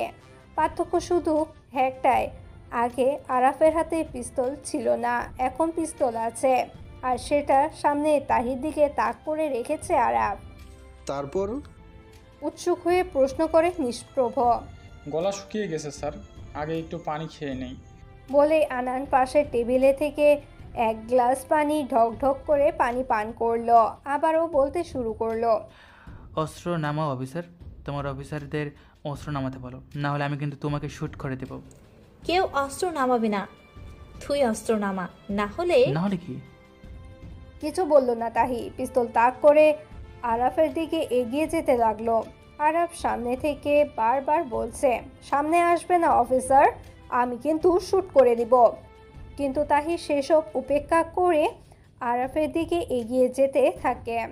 এক পর্যায়ে আরাফ শ্যুট করে দেয়, যা তাহির বুকে গিয়ে লাগে। ঠিক তখনই আনান পিছন থেকে আরাফের পিস্তল কেড়ে নেয়, কিন্তু ততক্ষণে যা হওয়ার হয়ে গেছে। আনান আরাফকে কয়েকটা ঘুষি দিয়ে বাকি অফিসারদের বলে আরাফকে গাড়িতে তুলতে। আনান তাহির দিকে এগিয়ে যায়। আনানকে কিছু কথা বলেই অজ্ঞান হয় তাহি। তারপরে দ্রুত অ্যাম্বুলেন্সে কল করে তাহিকে নিয়ে ও কিছু অফিসারকে নিয়ে হাসপাতালে আসে আনান। ততক্ষণে মিডিয়ার খবর পৌঁছে গিয়েছিল, তাই সবাই ঘটনা জেনে যায়। আর পরে কি হয়েছে আপনি তো জানেনই স্যার। স্যার, তাহি ম্যামের জ্ঞান ফিরেছে। নার্সের কথা শুনে এক মুহূর্ত দেরি করলো না নিষ্প্রভ। তাহির কেবিনের দিকে দৌড় লাগায়, কেবিনের সামনে এসে হাঁপাতে থাকে। জোরে শ্বাস নিয়ে দরজা ঠেলে ভিতরে ঢুকে। আজ ৭২ ঘন্টার পর তাহির জ্ঞান ফিরেছে। বেডের সামনে তুলে বসে নিষ্প্রভ। তাহির মাথায় হাত বুলিয়ে দিয়ে ডাকে, পাখি। চোখ বন্ধ করেছিল তাহি। নিষ্প্রভের ডাকে চোখ খুলে তাকায়। অসুস্থতার মধ্যেও হাসার চেষ্টা করে। তা দেখে নিষ্প্রভও নিজেও হাসে। তাহির মাথায় হাত বুলিয়ে দিয়ে নিষ্প্রভ বলে, ভয় পাইয়ে দিয়েছিলে পাখি, তোমার কিছু হলে আমার কি হতো? আস্তে করে তাহি বলে, কি আবার হতো? আপনি আমায় ভুলে অন্য কাউকে ভালোবাসতেন। সময় কারোর জন্য থেমে থাকে না, সে তার নিজস্ব গতিতেই চলে। কেটে গেছে 1 মাস, সবার জীবনেরই মোড় ঘুরেছে। তাহির সুস্থ হয়ে আবার তার কাজের জীবনে ফিরে এসেছে। কয়েকদিন আগে সরকার থেকে পুরস্কারও পেয়েছে। তীব্র ও দিবার বিয়ে ঠিক হয়ে গেছে। যখন তীব্রের বাবা মা নিষ্প্রভদের বাড়িতে আসে বিয়ের প্রস্তাব নিয়ে, তখন তাদের অবাক করে দিয়ে দিবার বাবা মা সব কিছু হাসি মুখে মেনে নেয়। তীব্র তখন শুধু অবাক হয়ে নিষ্প্রভের দিকে তাকিয়েছিল। নিষ্প্রভ তীব্রের কাজ চাপড়ে বলল, আমার বোনের সাথে প্রেম করবি আর আমি ভাই হয়ে আমার বোন কি করে জানবো না? আমি সবই জানি, মা বাবাকেও বলে রেখেছি। আমি জানতাম তুই আন্টি আঙ্কেলকে নিয়ে কোনো একদিন চলে আসবি, তাই কেউ অবাক হয়নি, বরং তুই অবাক হয়ে গিয়েছিস। সেদিন তীব্র নিষ্প্রভকে জড়িয়ে ধরে বলেছিল, আমি তো ভেবেছিলাম তুই জানতে পারলে আমাকে ভুল বুঝবি। নিষ্প্রভ মুচকি হেসে বলেছিল, ভুল বুঝতে যাব কেন? আমি তো জানি তুই কেমন। তোর উপরে আমার বিশ্বাস আছে, তুই আমার বোনকে সুখে রাখবি, তোর সবটুকু দিয়ে আগলে রাখবি। অভয় দিয়ে তীব্র বলেছিল, তুই আমাকে বিশ্বাস করে তোর বোনের দায়িত্ব দিচ্ছিস, এটাই আমার জন্য অনেক। বিয়ের পরে দিবাকে আমি আমার সবটুকু দিয়ে আগলে রাখবো, প্রমিস দোস্ত। দেখতে দেখতে গায়ে হলুদের সময় চলে এলো। সন্ধ্যা 6টার উপরের সময়। দিবাকে গায়ে হলুদের লেহেঙ্গা পরানো হয়েছে। ইতিমধ্যে হলুদ লাগানো ও শুরু হয়ে গেছে। নিষ্প্রভ গেটের দিকে তাকিয়ে আছে, পরনে হলুদ পাঞ্জাবি। মূলত তাহির আসার অপেক্ষায় আছে। তার অপেক্ষার অবসান ঘটিয়ে তাহি বাইক নিয়ে গেট দিয়ে ঢুকলো। বাইক সাইড করে রেখে নিষ্প্রভের দিকে এগিয়ে গেল। ঠোঁটে হাসি নিয়ে বলল, কি ব্যাপার ডাক্তার সাহেব, গেটের কাছে দাঁড়িয়ে কি করছেন? ওদিকে তো আপনার বোনের হলুদ অনুষ্ঠান শুরু হয়ে গেছে মেবি। তাহির উপর থেকে নিচ পর্যন্ত পর্যবেক্ষণ করলো নিষ্প্রভ। হলুদ শার্ট ও হলুদ জিন্স পরা, পায়ে হলুদ কেটস। কম সুন্দর লাগছে না, বরং শ্যামলাঙ্গিনীকে হলুদ রঙে আরও মায়াময়ী করে তুলেছে। পর্যবেক্ষণ করা শেষ করে নিষ্প্রভ বলে, আপনার জন্যই অপেক্ষা করছিলাম ম্যাম, অবশেষে আপনি আসলেন। চলুন, আপনার একমাত্র ননদ এখনও আপনি আসেননি বলে মুখ ফুলিয়ে রেখেছে। হালকা হেসে নিষ্প্রভের সাথে ছাদের দিকে এগিয়ে গেল তাহিম। ছাদের মধ্যে স্টেজ বাঁধা হয়েছে। তাহিকে দেখে মুখটা আরও একটু ফুলালো দিবা। হালকা হেসে নিষ্প্রভ ও তাহি দুজন একসাথে দিবাকে হলুদ ছোঁয়ালো। তাহি দিবার দিকে একটা বক্স এগিয়ে দিল, ইশারা করে বলল, তোর গিফট। তবুও দিবার অভিমান ভাঙল না। তাহি ও নিষ্প্রভ সরে গেল। সবাই আবারও দিবাকে একে একে হলুদ লাগাতে লাগলো। বিয়ের ঘন্টা বেজে গেছে। হ্যাঁ, দিবার বিয়ে হয়ে গেছে তার ভালোবাসার মানুষের সাথে। গাড়ির কাছে দাঁড়িয়ে আছে তীব্র। সে করুণ চোখে দিবাকে দেখছে। মেয়েটার কান্না তার ভালো লাগছে না। দিবা একবার নিষ্প্রভ তো একবার নিজের বাবা মাকে জড়িয়ে ধরে চোখের পানি ফেলছে। তখনই বাইক নিয়ে গেটের পাশে আসলো তাহি। তাহি মলিন হেসে এগিয়ে এলো দিবার দিকে। বিয়েতে আসতে পারেনি কারণ তাহির জরুরি কাজ পড়ে গিয়েছিল। পরনে কালো জিন্স ও সাদা শার্ট, উপরে সিআইডির লেগিংস কোট পরা। বোঝাই যাচ্ছে তাড়াহুড়ো করে এসেছে। তাহির মুখেও ক্লান্তি ভাব ফুটে উঠেছে। এগিয়ে এসে তাহি দিবার সামনে দাঁড়িয়ে জড়িয়ে ধরবে, তার আগেই দিবা সরে গেল। তাহি বুঝতে পারছে দিবা তার সাথে অভিমান করেছে আর কষ্টও পেয়েছে, কিন্তু তারই বা কি করার ছিল। হঠাৎ করে কাজ পড়ে গেছে। দীর্ঘশ্বাস ছাড়ল তাহি। দিবার সামনে গিয়ে দুকান ধরে দাঁড়ালো। উপস্থিত সবাই হতবিম্বল চোখে তাকিয়ে আছে তাদের দিকে। সবার চোখই বিস্ময়, নিষ্প্রভের চোখও বিস্ময়। তাহি কান ধরেছে, তাও আবার সবার সামনে। যে মেয়ে কিনা প্রখর আত্মসম্মান বোধ, সে মেয়ে বান্ধবীর অভিমান ভাঙানোর জন্য সবার সামনে কান ধরে দাঁড়িয়ে আছে। দিবা নিজেও বিস্মিত হয়েছে, সাথে মনে মনে খুশিও হয়েছে। তাহির মতন বেস্ট ফ্রেন্ড পেয়েছে বলে, যার কাছে দিবার অভিমানকে ভাঙানোর জন্য এত ব্যাকুলতা। দিবা এগিয়ে গিয়ে তাহিকে জড়িয়ে ধরল। তাহিও কান ধরে হাত নামিয়ে দুহাত দিয়ে দিবাকে জড়িয়ে ধরল। দিবা চলে গেল নিজের নতুন জীবনের যাত্রার পথে। তীব্রদের গাড়ির চোখ আড়াল না হওয়া পর্যন্ত সেদিকে তাকিয়ে রইল সবাই। তারপরও সবাই আস্তে আস্তে বাড়ির ভিতরে ঢুকে গেল। তাহি নিষ্প্রভের দিকে তাকালো। নিষ্প্রভের চোখ ছলছল করছে। তাহি এগিয়ে গিয়ে নিষ্প্রভকে জড়িয়ে ধরল। আপনি প্লিজ মন খারাপ করবেন না ডাক্তার সাহেব, এটা তো হওয়ারই ছিল। বিয়ের পরে সব মেয়েদেরই এভাবে চলে যেতে হবে। নিষ্প্রভ তাহির মাথায় হাত রাখলো, আদরে কণ্ঠে বলল, তুমি তো কাজ থেকে ডিরেক্ট এখানে এসেছো, চলো ফ্রেশ হয়ে নেবে, তারপর দুজন একসাথে খাবো। মাথা নাড়িয়ে নিষ্প্রভের সাথে বাড়ির ভিতরে ঢুকলো তাহি। খাওয়া দাওয়া শেষ করে তাহি চলে যায়। যদিও নিষ্প্রভের মা বাবা যেতে দিতে চায়নি, কিন্তু তাহি জোর করে চলে গেছে। তীব্রের বুকে মাথা রেখে পরম শান্তিতে ঘুমাচ্ছে দিবা। তীব্র দিবার মাথায় হাত বুলিয়ে দিচ্ছে। সারাদিনের ক্লান্তিতে তারও ঘুম পাচ্ছে ভীষণ। তীব্র ও পাড়ি দিল ঘুমের রাজ্যে। দিবা ও তীব্রের বিয়েতে আহাত ও উর্মিলা উপস্থিত ছিল। বর্তমানে লেকের পাড়ে দাঁড়িয়ে আছে দুজন। অনেকক্ষণ নিশ্চুপ থাকার পর আহাত উর্মিলার দিকে তাকিয়ে বলে, আমাকে বিয়ে করবেন উর্মিলা? উর্মিলা প্রথম দেখাতে আহাতকে পছন্দ করত। আহাতের কথা শুনে মাথা নিচু করে বলল, আপনার মা বাবাকে নিয়ে বাসায় আসবেন, আমি যাই পরিবারের সম্মতিতে বিয়ে করতে। আহাত কিছু বলল না। প্রাপ্তির হাসি ফুটিয়ে উর্মিলার হাত ধরে হাঁটতে শুরু করলো। নিস্তব্ধ রাতে দুজন কপত কপতি হাত ধরে হাঁটছে। বিছানায় বসে প্রয়োজনীয় কিছু ফাইল দেখতে ব্যস্ত তাহি। তখনই তার ফোন বেজে ওঠে। ফোন হাতে নিয়ে মুচকি হেসে কল রিসিভ করে। কি ব্যাপার ডাক্তার সাহেব, আপনি ঘুমাননি এখনো? ঘুম আসছে না, একা একা আর কত ঘুমাবো? কবে যে আমার একটা বউ হবে। আপনার মা বাবাকে বলুন মেয়ে দেখতে, তারপর তাদের পছন্দে বিয়ে করে নিন। এই কি বলে তুমি? আমি অন্য মেয়েকে বিয়ে করব কেন? আমার তো তুমি আছো, তোমাকেই বিয়ে করব। যদি আপনার ফ্যামিলি আমাকে না মানে? মানবে না কেন? আমি তো একা ডাক্তার সাহেব, ছোট থেকে একা বড় হয়েছি, বাবা মা নেই। আপনার পরিবার কি আমাকে মেনে নিবে? উপাস থেকে নিষ্প্রভ কিছুক্ষণ চুপ থাকলো, তারপর বলল, মানবে না কেন? মানতে হবে। আমি আমার বাবা মাকে চিনি, আর তাছাড়া আমি চাই তোমাকে মা বাবা উপহার দিতে। আমার মা বাবাকে দিয়ে তোমাকে একটু হলেও মা বাবার আদর বুঝিয়ে দিতে, যাতে কখনো বলতে না পারো যে কখনো মা বাবার আদর পাইনি। উপাস থেকে তাহি কিছুক্ষণ চুপ থাকলো। নীরবতা ভেঙে নিষ্প্রভই বলল, পাখি, একটা গান শোনাও।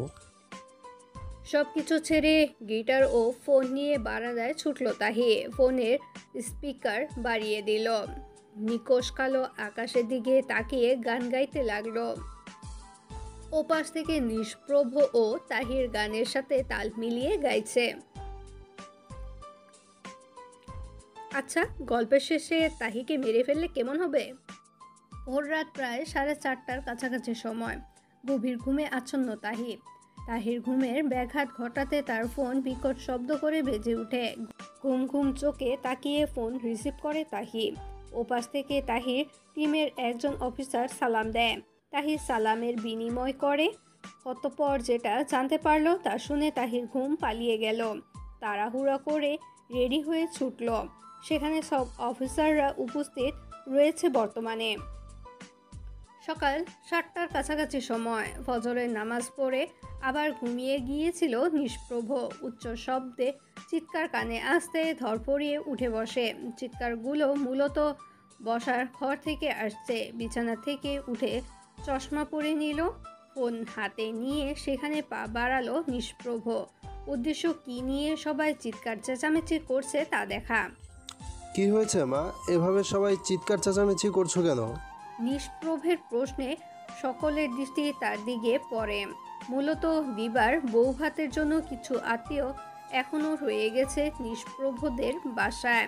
তাদের মধ্য থেকে একজন মহিলা বলে, বাবা নিষ্প্রভ, আজ দিবার বউ ভাত হবে না, পেছানো হয়েছে, দেশের যা অবস্থা।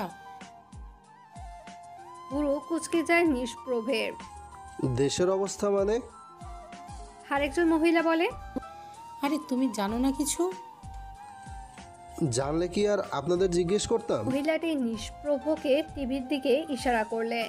নিষ্প্রভ ও ইশারা অনুযায়ী টিভির দিকে তাকালো। টিভিতে একটা খবর চ্যানেল দেখা যাচ্ছে। চোখ ফিরিয়ে নিতে যাবে তখনই টিভি চ্যানেলে এক দৃশ্য দেখতে পায় নিষ্প্রভ। কোথাও আগুন লেগেছে। ফায়ার সার্ভিসের লোকেরা আগুন নিভানোর চেষ্টা করছে। রিমোট হাতে নিয়ে টিভির ভলিউম বাড়িয়ে দেয় নিষ্প্রভ। একজন সাংবাদিক বলে ওঠেন, আপনারা দেখতে পাচ্ছেন 6তলা বিশিষ্ট বিল্ডিংটাতে আগুন লেগেছে। কি কারণে আগুন লেগেছে সেটা পরে তদন্ত করে জানা যাবে। তার আগে বিল্ডিং এর ভেতরে থাকা মানুষগুলোকে উদ্ধার করতে হবে। আগুন ইতিমধ্যেই কিছুটা নিয়ন্ত্রণের ভেতরে চলে এসেছে। তবে দুঃখের বিষয় হলো বিল্ডিং এর ভেতরে আটকে পড়া মানুষদের এখনো বের করা হয়নি। সিআইডির কিছু অফিসার ও ফায়ার সার্ভিসের কিছু অফিসার বিল্ডিং এর ভেতরে সতর্কতার সাথে ঢুকেছে তাদের উদ্ধার করতে, কিন্তু আধ ঘন্টা হয়ে গেছে, তাদের কোনো খোঁজ নেই। ভেতরে ঠিক কি হচ্ছে বর্তমানে তা বলা যাচ্ছে না। তবে ভেতরের অবস্থানরত অফিসারদের মধ্যে কয়েকজনের নাম জানতে পেরেছি। তারা হলেন ফায়ার সার্ভিসের মধ্যে রয়েছেন নিলয় শেখ, নাহিদ আহমেদ, জীবন আহমেদ। সিআইডি অফিসারদের মধ্যে রয়েছেন তাদের 3 জনের নাম আমরা জানতে পেরেছি, সিয়াম আহমেদ, নোরা সেন, তাহি মাহমুদ। তাহি মাহমুদ নামটা শুনে স্তব্ধ হয়ে গেছে নিষ্প্রভ। তার কানে আর কিছুই ঢুকছে না। বিড় করে বারবার একই নাম আওড়াতে লাগলো। মস্তিষ্ক যখন সচল হলো তখনই নিষ্প্রভ বাইকের চাবি নিয়ে বাড়ির বাহিরে ছুটে আসে। নিষ্প্রভদের বাসায় উপস্থিত মহিলারা সব আশ্চর্য হয়ে যান। দিয়া হাসানের মুখে রানে, যেন তিনি জানতেন এমনই কিছু হবে। দিয়া হাসান মনে মনে দোয়া করলেন, আমার ছেলের মুখের হাসি কেড়ে নিও না মাবুদ। আরো আধা ঘন্টা পার হয়ে গেছে। আগুন নিভাতে সক্ষম হয়েছে ফায়ার সার্ভিসরা। বিল্ডিংটি বাহির থেকে দেখতে খুবই বিভৎস লাগছে। সে কবে থেকে পাগলামি করছে নিষ্প্রভ, কিন্তু তাকে কোনো অফিসার বিল্ডিংটির আশেপাশে তো দূর, গেটের সামনে দাঁড়াতে দিচ্ছে না। পুলিশ অফিসাররা চারদিক ঘিরে রেখেছে। সাধারণ মানুষরা ভিড় জমালেও তাদের আশেপাশে আসতে দেওয়া হচ্ছে না। বিল্ডিংটির পিছন দিকে দিয়ে মানুষ আসতে দেখা গেল। মুহূর্তে সকলের দৃষ্টি সেদিকে যায়। কিছু অফিসাররা সেই দিকে এগিয়ে যান। উদ্ধারকৃত মানুষদের দড়ি দিয়ে নিচে নামাচ্ছে তাহিসহ বাকি সব অফিসাররা, যারা উদ্ধার করার জন্য বিল্ডিংয়ের ভিতরে ঢুকেছিলেন। আস্তে আস্তে সবাইকে নামানো হয়। সব অফিসারকে নামতে নির্দেশ দেয় তাহি। সবাই নেমে গেলে নিজেও দড়ি বেয়ে আস্তে আস্তে নামতে শুরু করে। 6তলা বিশিষ্ট বিল্ডিং থেকে নামতে উদ্ধার করা মানুষদের কলিজা কেঁপেছে। তাহিরও ভয় করছে না তেমন নয়, তবে সে এসবে অভ্যস্ত হয়ে গেছে। তাহি নিচে নামতেই সবার সামনের দিকে হাঁটা ধরে। তাহির পরনে আগুন নিয়ন্ত্রিত জ্যাকেট ছিল, সেটা খুলে হাতে নিয়ে নিজেও সামনের দিকে অগ্রসর হয়। সবাইকে হাসপাতালে পাঠানো হলো। বিল্ডিংয়ে সব চেক করা হয়েছে। বলা বাহুল্য, যে ঘর থেকে আগুন লেগেছে সে ঘরের সদস্যরা ছাড়া আর কেউ তেমন দগ্ধ হয়নি। তবে যে ঘর থেকে আগুন লেগেছে সেই ঘরে মোট 6 জন সদস্য ছিল। তাদেরকে উদ্ধার করে অ্যাম্বুলেন্সে দিয়ে সবার আগে হাসপাতালে নেওয়া হয়েছে। আরও আধা ঘন্টায় সব নীরব হয়ে গেছে। সবাই চলে গেছে, তবে কিছু কিছু সাংবাদিক ও অফিসাররা রয়ে গেছে। বিভৎস রূপ ধারণ করা বিল্ডিংয়ের দিকে তাকিয়ে দীর্ঘশ্বাস ছাড়ে তাহি। নিজের বাইকের দিকে এগিয়ে যায়। তখনই নিষ্প্রভের দিকে তার চোখ পড়ে। নিষ্প্রভ এক দৃষ্টিতে তাহির দিকে তাকিয়ে আছে। নিচের ঠোঁট দাঁত দিয়ে কামড়ে ধরে রেখেছে, চোখ ছলছল করছে। মলিন হাসে। তাহির সেই দিকে তাকিয়ে। নিষ্প্রভ আস্তে আস্তে তাহির দিকে এগিয়ে আসে। কাপা কাপা হাতে তাহির গালে হাত রাখে। পহর মুহূর্তে তাহিকে শক্ত করে জড়িয়ে ধরে, যেন ছেড়ে দিলেই হারিয়ে যাবে। তাহিও নিজের হাত রাখে নিষ্প্রভের পিঠে। নিষ্প্রভের কান্নার শব্দ একটু একটু তাহির কানে ভেসে আসছে। তবুও কিছু বলল না তাহি, ওভাবেই রইল। চোখের পানি মুছে তাহিকে ছেড়ে দিয়ে তাহির হাত দুইটা ধরে চেক করতে করতে নিষ্প্রভ বলে, তোমার কোথাও লাগেনি তো পাখি? মাথা নাড়িয়ে না করে তাহি। নিষ্প্রভের চোখ দিয়ে তখনও পানি গড়িয়ে পড়ছে। নিজের হাত নিষ্প্রভের চোখের পানি মুছে দেয় তাহি। মুচকি হেসে বলে, কি ব্যাপার? আপনি তো দেখি বাচ্চাদের মতো কান্না শুরু করেছেন ডাক্তার সাহেব। আশেপাশে তাকিয়ে দেখুন, অনেকে আপনার কান্না করা দেখে কেমন করে হাসছে। কোনো উত্তর দিল না নিষ্প্রভ। তাহির হাত দুটো শক্ত করে ধরে রেখেছে। আমাদের তো এবার যেতে হবে ডাক্তার সাহেব। তাহির কথায় মুখে কিছু না বলে নিজের বাইকের দিকে হাত ধরে নিয়ে যায় নিষ্প্রভ। লম্বা শ্বাস নিয়ে কিছু দূরে দাঁড়িয়ে থাকা সিয়ামের দিকে তাকিয়ে ইশারা করে বোঝায় ওর বাইকটা যেন ওর বাসার সামনে রেখে তারপর বাসায় যায়। সিয়ামও মাথা নাড়ায়। নিষ্প্রভের বাইকের পিছনে উঠে বসে তাহি। দুহাত দিয়ে জড়িয়ে ধরে। নিষ্প্রভ হাত দুটোতে আলতো করে ঠোঁট ছুঁয়ে দেয়। বাইক স্টার্ট দিয়ে বাড়ির উদ্দেশ্যে রওনা দেয়। বাসায় কলিং বেল বাজাতে তাড়াতাড়ি করে দরজা খুলে দেন দিয়া হাসান। নিষ্প্রভ ও তাহিকে দেখে স্বস্তির নিঃশ্বাস ছাড়েন। দুজনকে ভিতরে ঢুকিয়ে দরজা বন্ধ করে ফ্রেশ হতে বলে। রান্নাঘরের দিকে চলে যান তিনি। তাহির হাত ধরে নিষ্প্রভ নিজের রুমে নিয়ে যায়। ওয়াশরুমের সামনে দাঁড় করিয়ে বলে, যাও 5 মিনিটের মধ্যে ফ্রেশ হয়ে বের হয়ে আসো। তাহি ফ্রেশ হতে ওয়াশরুমে ঢুকে যায়। নিষ্প্রভ দিবার রুমের ওয়াশরুমে গিয়ে ফ্রেশ হয়ে নেয়। খাওয়ার টেবিলে উপস্থিত রয়েছেন দিয়া হাসান, নাইম হাসান। মেহমানরা চলে গেছে। দিবার বউ ভাত পিছানো হয়েছে। নিচের দিকে মাথা নুয়ে এক মনে খেয়ে চলেছে তাহি। নিষ্প্রভ তা দেখে মুচকি হাসে। যতই হাসি হার বদরাগী হোক না কেন, মেয়েরা অনেক সময় না চাইলেও লজ্জা পায়, যা তাহিকে দেখেই বোঝা যাচ্ছে। তাহির ঘুমন্ত অবস্থায় থাকা নিষ্পাপ মুখের দিকে চেয়ে আছে নিষ্প্রভ। মুখের সামনে পড়া চুলগুলো কানে গুজে দিচ্ছে। তার এখনো বিশ্বাসই হচ্ছে না তার পাখি তার বউ হয়ে গেছে। হ্যাঁ, নিষ্প্রভ ও তাহির বিয়ে হয়ে গেছে কয়েক ঘন্টা আগে। খাওয়া দাওয়া শেষ করে নাইম হাসান তাহিকে বিয়ের প্রস্তাব দেন। যদিও তাহির এখন বিয়ে করার কোনো ইচ্ছে ছিল না, কিন্তু একবার না একবার তো বিয়ের সময়টা আসতোই। তাহি ছোটবেলায় মা বাবা হারিয়েছে। নিষ্প্রভের বাবা মাকে নিজের বাবা মার মতোই সম্মান করে, তাই সে নাইম হাসানের কথা ফেলতে পারেনি। তাহির সম্মতি পেয়ে নাইম হাসান কয়েক ঘন্টার ভিতর কিছু আত্মীয় ও কাজী ডেকে বিয়ে করিয়ে দেন। দিবার বৌভাত শেষ হলে তারপর ধুমধাম করে বিয়ে হবে ওদের। হঠাৎ তাহি নড়ে চড়ে উঠায়। ধ্যান ভাঙে নিষ্প্রভের। তাহি পিট পিট করে চোখ মেলে তাকায়। সারাদিনের ক্লান্তিতে ঘুম কাবু করেছিল তাহিকে, তাই নিষ্প্রভের ঘরে তাকে দেওয়া মাত্রই নিষ্প্রভের অপেক্ষা না করে ঘুমিয়ে গেছে। এমন করে তাকিয়ে কি দেখছেন মিস্টার হাজবেন্ড? দেখছিলাম আজ আমার নতুন বিয়ে করা বউ স্বামী ঘরে ঢুকে নেই, তার আগেই ঘুমে কাবু হয়ে ঘুমিয়ে পড়েছে। তো কি করব? আমার খুব বেশি ঘুম পেয়েছে, আর আমি এমনিতে প্রচুর ক্লান্ত ছিলাম, আরও ক্লান্ত হয়ে গেছে শাড়ি পরে। তাই তো আপনার ঘরে ঢুকেই আগে শাড়ি চেঞ্জ করে তারপর ঘুমিয়েছি। ঘুম শেষ? আপাতত শেষ। কটা বাজে? 12:30টার কাছাকাছি। চলুন ছাদে যাই। চলুন ম্যাম, তবে আমার শর্ত আছে। কি শর্ত? আমার কোলে করে যেতে হবে, না হলে যাব না। মুচকি হাসে তাহি নিষ্প্রভের গলা জড়িয়ে ধরে টুক করে কপালে ঠোঁট ছুঁয়ে দেয়। নিষ্প্রভ ও বিনিময়ে ঠোঁট প্রসারিত করে তাহিকে কোলে নিয়ে ছাদের উদ্দেশ্যে পা বাড়ায়। কেটে গেছে 5 বছর, সময় কারোর জন্য থেমে নেই, সে তার নিজস্ব গতিতেই চলে। বিকাল 4:30টার কাছাকাছি সময় হালকা বাদামি রঙের সিল্কের শাড়ি পরে রেডি হয়ে নিজের 3 বছরের মেয়েকেও জামা পরি তৈরি করিয়ে কোলে নিয়ে বসার ঘরে আসে দিবা। তীব্র সেখানে বসেছিল, হাত বাড়িয়ে তার মেয়েকে কোলে নেয়। মেয়েটির নাম তিতিয়া।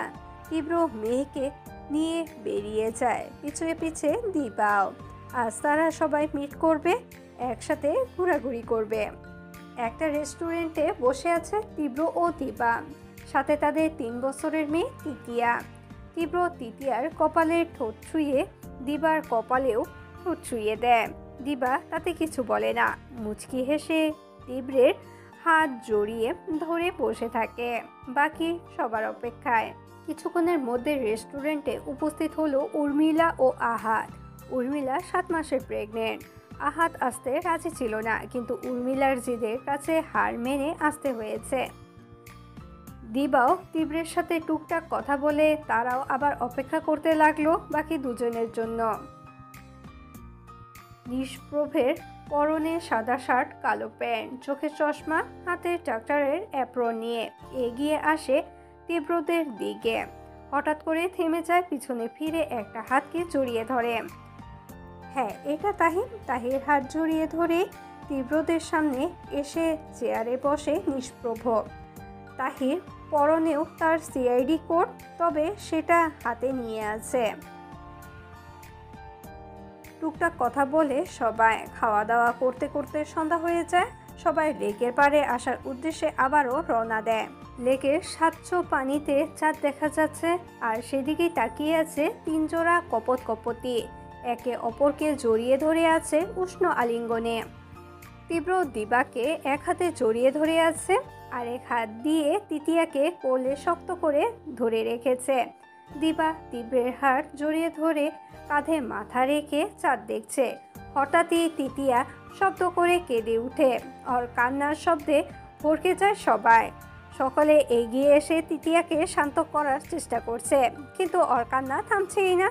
দিবার মনে কিছু একটা আস্তে চট করে তীব্রের দিকে তাকিয়ে বলে, তোমার মেয়ে মেবি শুশু করেছে, তাই এমন করছে। গাড়িতে তো ওর প্যাম্পাস রাখা আছে, যাও ওকে নতুন প্যাম্পাস পরিয়ে নিয়ে আসো। তীব্র হতবিম্বল, বাসায় না হয়ে সে চেঞ্জ করে দেয়, তাই বলে এখানে সবার সামনে তাকে এমন করে বলবে? তীব্রের মুখটা দেখার মতো হয়েছে, যা দেখে সবাই মিটমিটিয়ে হাসছে। তীব্র তিতিয়াকে নিয়ে গাড়ির কাছে গেল। নতুন প্যাম্পার্স পরাতেই তার কান্না বন্ধ হলো। মেয়েকে আবারও কোলে নিয়ে সবার সাথে যোগ দিল তীব্র। চারদিকে নিস্তব্ধতা বিরাজ করছে, কালো আধারে কে কি করছে তা স্পষ্ট নয়। লেকের পাড়ে বেঞ্চিতে বসে আছে 3 জোড়া কপত কপতি, সবাই একসাথে প্রিয় মানুষকে নিয়ে জ্যোৎস্না বিলাস করছে। তীব্র দিবার কোমর জড়িয়ে ধরে কপালে ঠোঁট ছুঁয়ে দেয়। ভালোবাসি আমার তিতিয়ার আম্মুকে। আমিও ভালোবাসি আমার ইঞ্জিনিয়ার সাহেবকে, আমার মেয়ের আব্বুকে।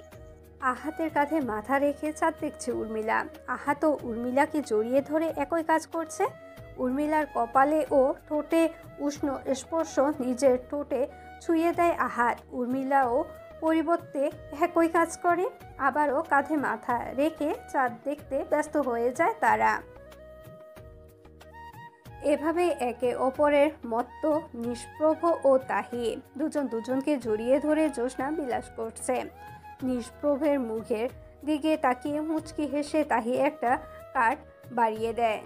নিষ্প্রভ ও কার্ডটা ভালো করে দেখে, অবাক হয়ে তাহির দিকে তাকায়। তখনই তাহি বলে ওঠে, অভিনন্দন ডাক্তার সাহেব, আপনি বাবা হতে চলেছেন। নিষ্প্রভ খুশিতে কি করবে ভেবে পেল না, তাহিকে শক্ত করে জড়িয়ে ধরে। ভালোবাসি পাখি, অনেক অনেক ভালোবাসি।